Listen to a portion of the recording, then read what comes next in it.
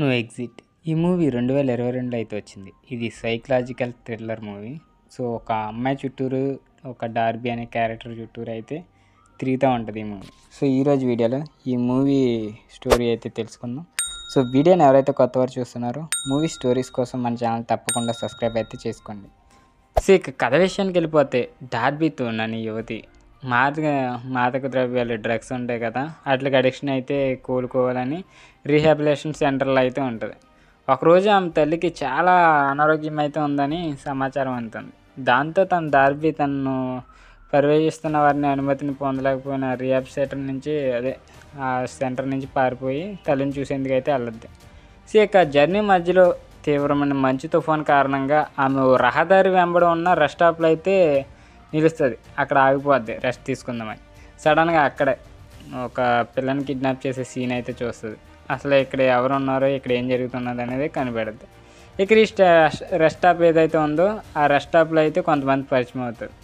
So వాళ్ళు 4 మంది ఎలా ఉంటారంటే, ఎడ్ ఇతను ఒక సహనం గల వయసుకున్న అబ్బాయి, బాగా శాండీ అండ్ భార్య, వీడు కూడా మంచి మాటకారి. ఇక లార్స్ కొంచెం విచిత్రమైన ప్రవర్తన కలిగి ఉంటాడు ఆ కుర్రోడు. సో ఇక ఆయుష్, వీడేంటంటే అందరితో చలాగ్గా మాట్లాడుతూ ఉంటాడు. సో రెస్ట్ స్టాప్లో ఉన్నప్పుడే డార్బీ బయట పార్క్ చేసిన వ్యాన్ గమనిస్తుంది. ఆ వ్యాన్ లోపల ఒక చిన్న పాపను కట్టిపడేసి కిడ్నాప్ చేసి ఉంచినట్టయితే ఆమె చూసేద్ది. అప్పటి నుంచి ఆమెకి డౌట్ అయితే స్టార్ట్ అవుద్ది. ఇక అప్పటి నుంచి డార్బీ ఏం చేస్తుందంటే దీన్ని ఇంట్రాగేషన్ చేస్తుంది.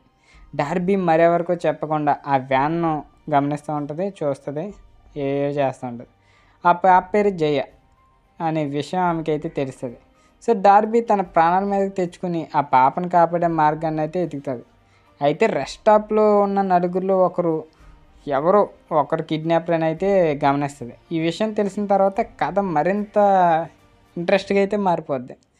సో అప్పుడు నిజం బయటకు వస్తుంది. కొంత సమయం గడిచిన తర్వాత డార్బీ, లార్స్ అండ్ యాష్ ఇద్దరు కలిసి కిడ్నాప్ చేసినట్లయితే తెలుసుకుంటుంది. సో జయను దాంతో కుటుంబం ఉంటుంది కదా, దాని సంబంధం ఉన్న మనస్పర్ధల కారణంగా అయితే కిడ్నాప్ అయితే చేస్తారు. వారి పాపను కుటుంబానికి ఎక్కువ డబ్బులు తీసుకునేందుకైతే అక్కడ బందీగా అయితే ఉంచుకుంటారు.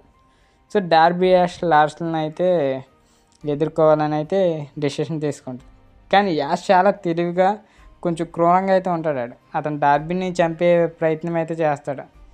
క్లైమాక్స్కి వచ్చేసరికి డార్బీ తన చాకచక్యంతో యాష్ను, లార్స్ని అయితే ఓడించడానికి అనేక ప్రయత్నాలు అయితే చేస్తుంది.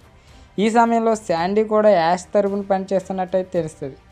ఆమె డార్బీతో మోసం చేస్తుంది. చివరికి డార్బీకి అవకాశం దొరికినప్పుడు అయితే ఆమె యాష్, లార్స్పై ఎదురుదాడి అయితే చేస్తుంది. తుఫాను మధ్య రక్తపాతం అయితే జరిగిద్ది. ఎక్కడైతే మంచు పడుతుందని అన్ఎక్స్పెక్టెడ్గా రెస్ట్ స్టాప్ లాగిద్దో అక్కడే రక్తపాతం అయితే స్టార్ట్ అవుద్ది. చివరాఖరికి ఏమవుద్దంటే డార్బీ పెద్ద శక్తి ధైర్యంతో జైన్ కాపాడుతుంది. అయితే ఈ సంఘటనలో డార్బీ చాలా గాయపడుద్ది. సో తుఫాన్ తర్వాత పోలీసులు అయితే వస్తారు, జైన్ అయితే రక్షిస్తారు. ఇక డార్బీ ఆసుపత్రికి అయితే తీసుకెళ్తారు.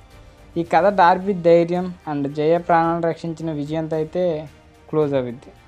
సో ఈ సినిమాలో మనకి నేర్పించిన థీమ్ ఏంటంటే, ఒక సర్దార్, ఈ స్టోరీలు నవలలు ఉంటాయి కదా, దాని ఆధారంగా అయితే ఈ మూవీని బేస్ చేసుకొని తీశారు.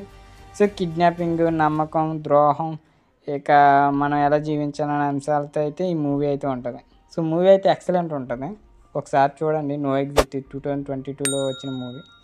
సో ఈ వీడియోని ఎక్కడితే ఎండ్ చేస్తున్నా. ఈ మూవీని మీలో అంతమంది చూసారు కింద కామెంట్ రూపంలో తెలియజేయండి. వీడియో నచ్చితే తప్పకుండా లైక్ చేయండి. ఇలాంటి మూవీ స్టోరీస్ కోసం మన ఛానల్ తప్పకుండా సబ్స్క్రైబ్ అయితే చేసుకోండి.